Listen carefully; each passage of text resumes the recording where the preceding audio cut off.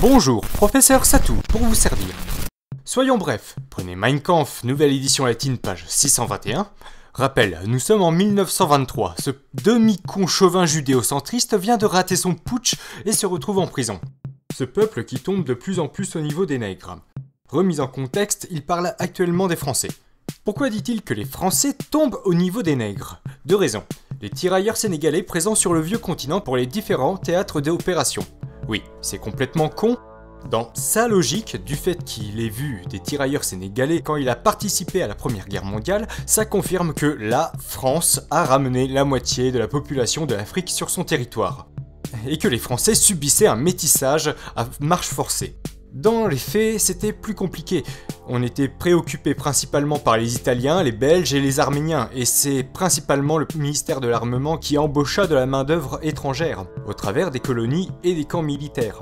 Deuxièmement, l'oisiveté et la léthargie de la population française vis-à-vis de leurs conditions et de la politique du pays. Je suis d'accord avec lui sur ce point. Par contre, ce petit demi-con chauvin n'a pas remarqué que l'oisiveté et la léthargie qu'il incrimine aux Français et à d'autres populations est relativement similaire et universelle à ce qu'il a découvert sur les couches populaires en travaillant comme main-d'œuvre à Vienne pendant qu'il dessinait les cartes postales. Petit con, quoi. Maintenant, page 289. Ce serait une vaine entreprise que de discuter sur le point de savoir quelle race ou quelles races ont primitivement été dépositaires de la civilisation humaine et ont, par suite, réellement fondé ce que nous entendons par humanité. Il est plus simple de se poser la question en ce qui concerne le présent, et sur ce point, la réponse est facile et claire.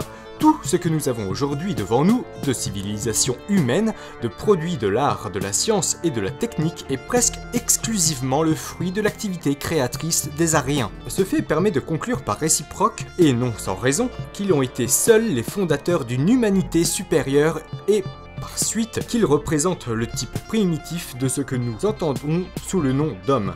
L'Arien est le Prométhée de l'humanité, l'étincelle divine du génie a de tout temps jailli de son front lumineux. Il a toujours allumé à nouveau ce feu qui, sous la forme de la connaissance, éclaira la nuit recouvrant les mystères obstinément muets et montrait ainsi à l'homme le chemin qu'il devait gravir pour devenir le maître des autres êtres vivants sur cette terre. Si on le faisait disparaître, une profonde obscurité descendrait sur la terre en quelques siècles. La civilisation humaine s'évanouirait et le monde deviendrait un désert. Si on répartissait l'humanité en trois espèces, celle qui a créé la civilisation, celle qui en a conservé le dépôt et celle qui l'a détruit, il n'y aura que l'Arien qui put citer comme représentant de la première. Il a établi les fondations et le gros œuvre de toutes les créations humaines.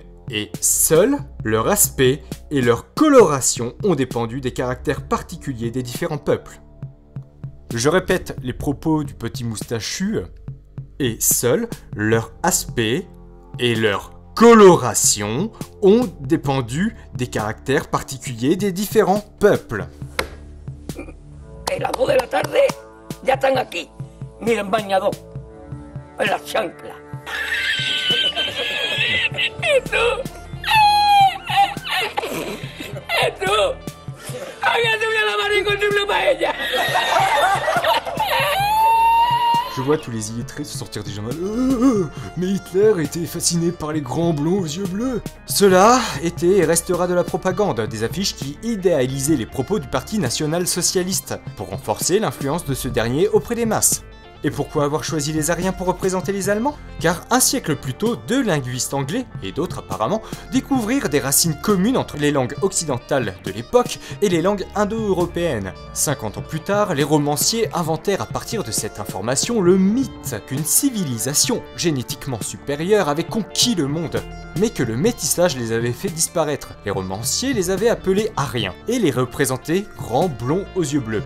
Mythe qui est tombé dans la culture populaire et qui a été pris au sérieux par certaines personnes, comme Joseph Arthur de Gobineau, dont les écrits influenceront Adolf Hitler, qui utilisera le mythe arien pour sa propagande, tout comme il reprit le symbole de la svastika et le salut romain probablement tiré de Le Serment des Horaces de Jacques-Louis David. Donc, quand on prend tout cela en compte, puisque la définition de arien selon Adolf Hitler est en abrégé individu qui met en priorité les intérêts collectifs aux intérêts individuels, qu'importe la culture et la couleur de peau. Ne pouvons-nous pas supputer que sa définition de nègre ne soit pas que afrocentriste, mais plus large? soit l'inverse de arien, donc individu qui met en priorité ses intérêts individuels au détriment des intérêts collectifs, qu'importe la culture et la couleur de peau. Je pense qu'il y a un certain nombre de personnes qui sont raisonnées ont compris en fait, et cela peut toujours servir en soirée mondaine. Salut beauté, tu savais que selon Adolf Hitler, Thomas Sankara et Muammar Kadhafi sont de véritables ariens comparés à ces sales nègres de Bernard-Henri Lévy et de Nicolas Sarkozy? On baise?